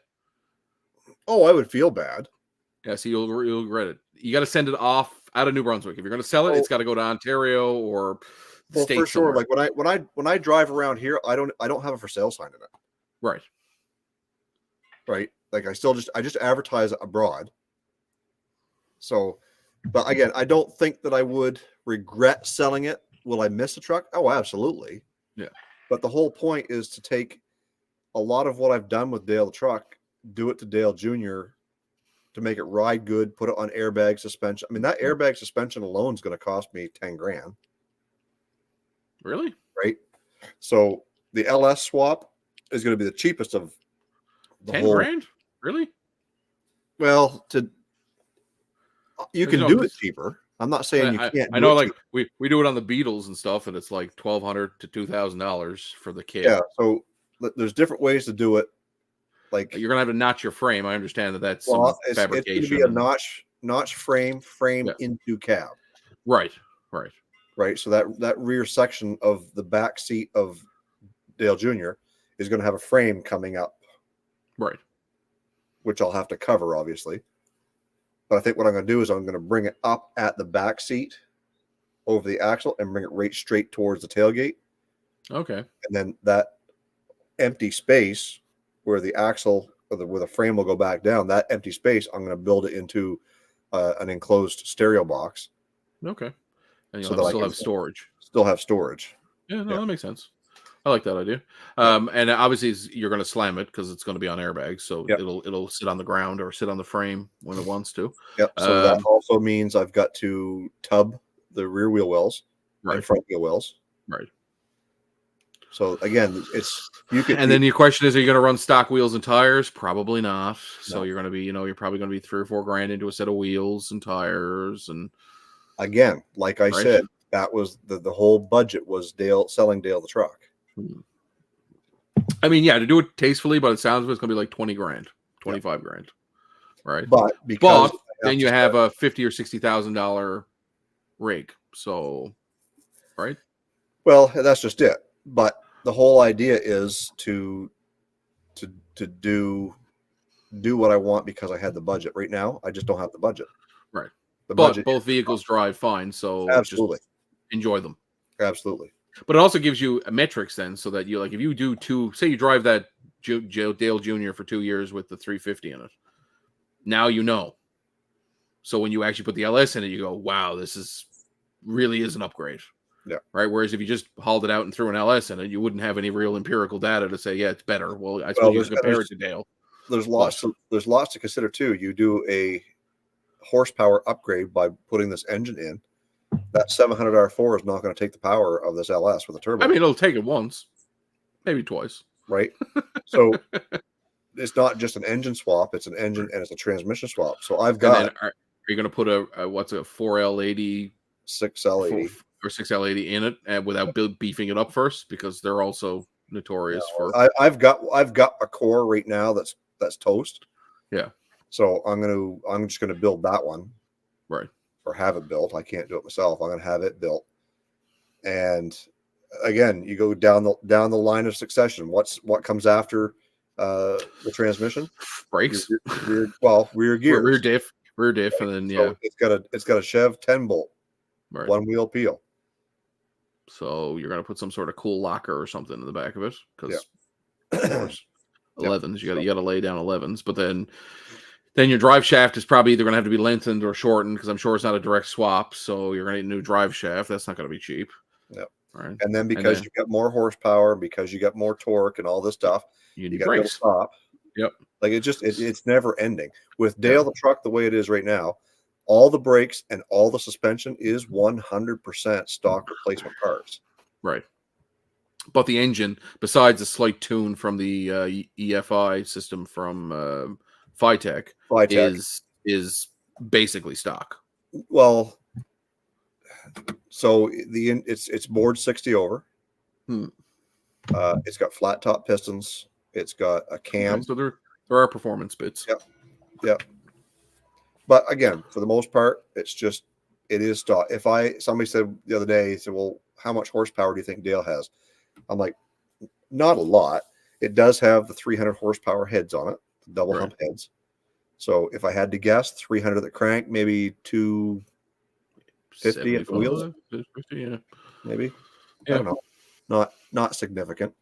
But it'll light the both rear tires up, and that's all that matters. And with Dale Jr. right now, it's probably stock and it's 200 horsepower ish. Right. And you put the LS in, just the LS itself is going to be 400 horsepower all day long. Right. You pop a turbo on that, you're going to add another 150 easy. Yep. I mean, your bank account's not going to like it, but yes. Nope. But again, everything that you do to upgrade costs you money down the road. The LS swap, the LS swap itself is not going to be an expensive venture. No, it's a $500 engine. Right. Totally. Yeah. It's all the bits that go with it. I mean, $500 engine. So if I hadn't torn it apart, I could have just kept going. But I tore it apart just for peace of mind. And it's going to cost me $500 just to reseal it. Right. And did it not have a spun bearing? Am I remembering that? Was there not? No, there was no wear on any of the bearings. Okay. None, very little, if any. Right. But again, it's of the mindset while you're in there. Exactly. So you put might as well replace them. new mains, new rod bearings. Right. Because it's going in a lowered truck, I had to buy a lowered oil pan. Right, which that's shallower oil pan. Several hundreds of dollars. That was $500. Yeah.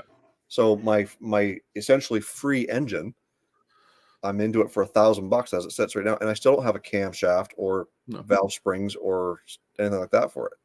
And then the question is, do you run it as a stock LS and then future proof it for a turbo, or do you go through the whole process of hauling it all back out, prepping it for a turbo after the fact? Right? Well, from what I'm understanding, from what I've read, from what I've watched, and from what I've spoken to people who have done it before, a stock LS max 10 pounds of boost. Right. So if you set it up for 7 or 8 pounds, you'll be perfectly fine. You'll be fine. Yeah. And you're going to put a fun cam in it anyway, so that'll be fine. Yeah. Cool. And my goal is to get it to a chassis dyno and 500 at the wheels. Perfect. I don't think that's too far fetched. Are you going to do a methanol at all? Are you going to do any? No, because fun fact: the windshield wash reservoir makes a fantastic methanol injector. I've heard that. A lot of the Volkswagen guys do that. Yeah, and then they just go to turn their methanol on. But so another fun fact is you could fill it full of whiskey. Yes, you could do that as well, and just dump it directly into your mouth. Right. Or you could do what a lot of the guys did here locally. They took the windshield wash nozzle on their rabbits and turned them sideways so that when they were driving down the street, if they didn't like somebody, they could soak them with windshield wash. Yeah. So Rusty Beaters and Derelicts says, what's your opinion on people modifying / drivetrain swapping in not worth a lot uncommon vehicles like a V8 in a Jensen Healy Roadster, or the guys putting a Hayabusa engine in a smart car? The Hayabusa in the smart car is actually hilarious. I mean, it serves no practical purpose, but it is pretty funny. Well, I don't know about the Jensen Healy. I'm not familiar with my English cars, but I know that there was a Jensen. I thought you were an expert since I saw that video today. I am an expert in British cars. I mean, oh no, not me. So I do know that if they leak, there's oil in them, and that the electric is always going to be shagged up. There was an engine. There was a Jensen that came with a 440 Chrysler engine in it. That was the Interceptor. Yeah, that's a beautiful car. They are a beautiful car. They are very. They are like one of the nicest looking British cars. Yep, they are right up there with the Studebaker Avanti. Yeah, or E-Type Jag, in my opinion. Yeah, but yeah, if people, so here's my answer to your question, Rust Beaters Derelicts. The answer to your question is I'm all for people going outside the norm. I mean, our buddy Grant is all about the offbeat hot rods. I mean, how many people do you know with a 1978 Grand Prix that's done up to the nines? that's not on hydraulics and bouncing everywhere, right? Like I look at what I'm doing with Dale Jr. putting a LS in a square body or a turbo LS in a square body. Whipty friggin' ding. It's been done 1,000 times before. No big deal. No. I'm not expecting to get kudos for anything that I'm doing over there. The problem or the thing is, people are taking LSs and they're putting in them, like he says, non-conventional. Right? Yep. So there's why a lot, not? like in the Volkswagen world, there's a lot of guys putting Subaru engines in Volkswagen buses. Right? A lot of purists are upset about it. Flat. I think it's as cool as shit. Why not? Right? What? Do you hear an STI coming? No, it's a Volkswagen bus. Or it's a Beetle. It's terrifying. Yeah. Right? And the biggest question, like people, like that's what people say.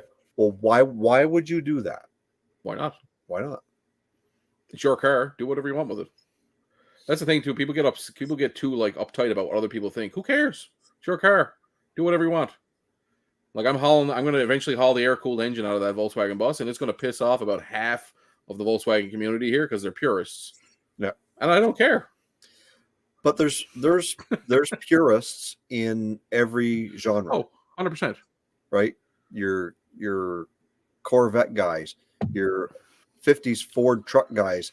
My dad built a 56 Mercury pickup, put a 350 Chevy in it. Ooh. Oh my God. You talk he's still alive. Talk about pissing off the Ford guys. Yep. Right? But why not? Yeah. My buddy has a Fargo. Same thing. Got a Ford engine in it. Yep. People were not impressed when his dad built it. Now it's his. But yeah, they weren't impressed. He said, who cares? Tim Allen's got a Ford F100. He put a Hemi engine in it. Yeah. Sure. The one Derek built. The Chevy with the Hemi. Yep. The Hemi half. The Hemi half. A great truck. Why not?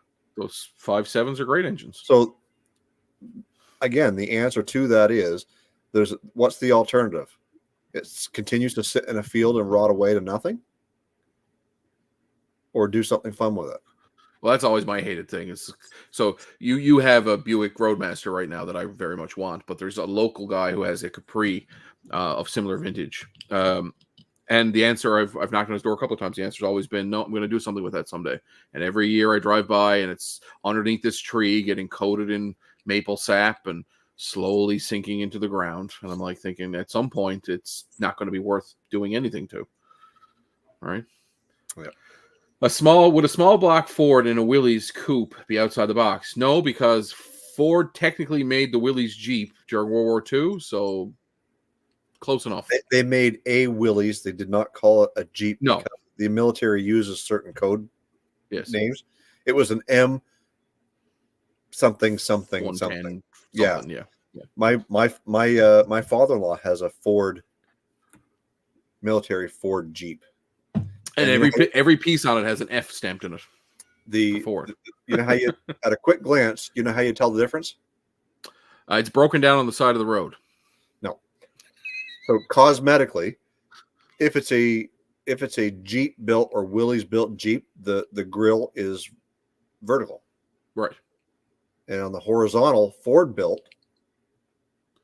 So if you look at them, and you look different. At Ford built Jeeps, they still look like a Jeep, round headlights, open cabin, everything. The grill is horizontal, and that's how you tell the difference between a Ford built. And I feel as though the Fords are worth more because there were less of them. There was less of them. Yeah. Yeah. Because I know there's a guy here locally had an actual Willys Jeep, and it was all done up to look like a US, had the star painted on it. Anyway, he won it. Actually, I think it was do you remember Prime Television? The Canadian station Prime used to show it would show all like I Love Lucy, and anyway, they had a MASH episode. They always showed MASH, and one Memorial Day or one November 11th, they had a contest where you could win a Jeep, and that's what you won. You won this guy allegedly won it. Anyway, he did some research on it and found out that it's actually a Canadian Korean War Jeep. So he redid the entire thing. So now it has the proper white maple leaf on it, and it has the rope tied around the bumper and the proper lettering on the side. And what a beautiful, beautiful Jeep. And it's pristine. So I stand corrected on the horizontal versus the vertical. Because I'm just looking it up here. I think it was the number of Slats. Okay, because there should be 7 on a release. But according to the Fords, they were 1, 2, 3, 4, 5, 6, 7, 8, 9. 9. Okay. Interesting. Anyway. There was something different that was easy. I know every piece of them have an F stamped in them. Like every body panel, the steering wheel, the shift knob, every part of it will have a small, what's the word? Italicized F for the Ford logo. And I know a lot of times people swap parts, and people who are purists don't like that because you put a non-Ford part on a Ford Jeep.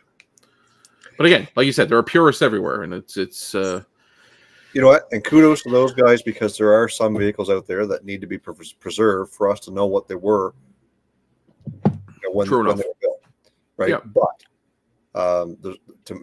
in my opinion, there's nothing wrong with customizing to your liking. I look at like my 73, I think it is, bus. It hit a moose. It's not original anymore. There's nothing I can do to it that would not make it not have hit that moose.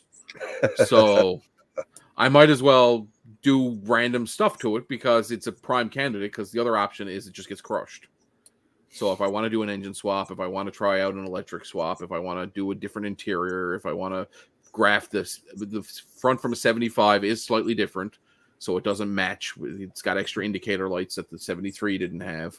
If I want to do all that, well, it's a prime candidate. I'm not taking a pristine bus and cutting the front off it, welding a different front on it, and then making a diesel out of it, right? Well, I mean, to be fair, well, you're not doing anything with it. Right now it's sitting in the driveway. Well, look, we've been live. There you go. We've been live for an hour and 56 minutes. I think we're getting ready to probably close this thing out. Yes. So this begs the question: do you have a video for next week? So I'm hoping that the part that I ordered for the cruise control on Dale Jr. will be here by then. Okay. It says it's due on the 2nd. So if I can get it there, get it installed, and verify that fixed the problem, then that will be the video. Otherwise, if it doesn't show up, you know what we should do? A July 4th stream, because that will be on a Thursday night. Correct. Yep. We'll see. We'll see what goes on. How we burnt the White House, and the only reason they have a national anthem is because of Canada. But we'll cross that bridge. It's our fault. Blame Canada. I'm sorry. We burnt your White House. Yeah. So for those of you who don't know, Canada burnt the White House in the War of. They say it's the British, but it was actually the Canadians. Yeah. We were British back then. War of 1812. Yeah. So quick story. I mentioned earlier that I live on the border with the U.S. So there's literally 2 kilometers or about a mile or so. The U.S. is right there. We're separated by a river. During the War of 1812, when Canada, or the British, and the U.S. were supposedly at war, the U.S. ran out of gunpowder for their 4th of July fireworks. Guess where they got it? Canada. We gave it to them. Of course. We're at war. We had excess. Oh, you want gunpowder? You're not going to use that for malicious purpose. No. Oh, no. July 4th. Oh, yeah. July 4th. Oh, sure. Yeah, no problem. Yeah. And that. Meanwhile, they're loading a cannon. Yeah, and that, folks, is how the White House burned. No. Oh, shoot. But yeah, no, that is a true story. And every, in August, the first week in August, we have a international festival that takes place in both towns. And part of the opening ceremony is that the mayors and all the dignitaries gather on the bridge, the border that connects us at the line.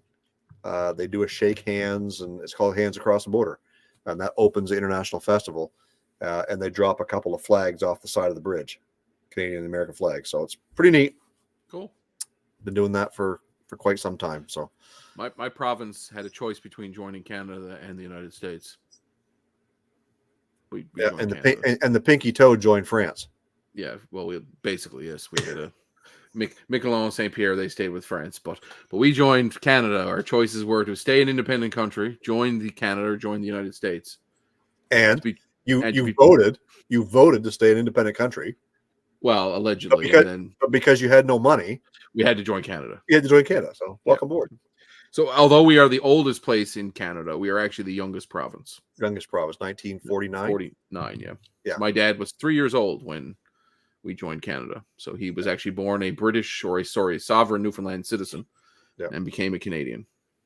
And it's funny that we're going way off topic here. Newfoundland was a British territory, yet ancestry dates back further towards Ireland than any other. It's funny. Newfoundland was the only place in the British colonies, if you want to call it that. Some extent to the United States a little bit, but here, where the Irish and the British got along because we had to. If we didn't get along, we would have died. So I thought Newfoundlanders said Canada joined Newfoundland. No, we know how it worked. We joined them. Yeah. Pepperidge Farm remembers. Pepperidge Farm remembers. All right, guys. We appreciate you guys sticking around this long. There was about 10 of you. 12, 13, 15 at one point, I think I saw, but I appreciate you guys hanging out. We're just chatting. Shooting the shit. Yep. Having a beers or two. Or 7. What are you drinking anyway? Newfoundland's own Black Horse. Well, and if you look closely at the horse, it's a map of Newfoundland on its back. Okay. Well, we don't stray too far. Again, green can disappears. See? There you. Oh, I see Dale beer. Excellent. All right, guys. Appreciate you hanging out. We may do it again next week. Yeah, see, you're fuzzy now. Because I put the can. There we go. There you go. Anyways, we may do it again next Thursday night just for poops and giggles. Appreciate to honor our American friends. Yes, my wife is American, so we celebrate anyway, regardless. But thanks for hanging out for a couple of hours with us, and we will see you guys in the next video or in the next live stream.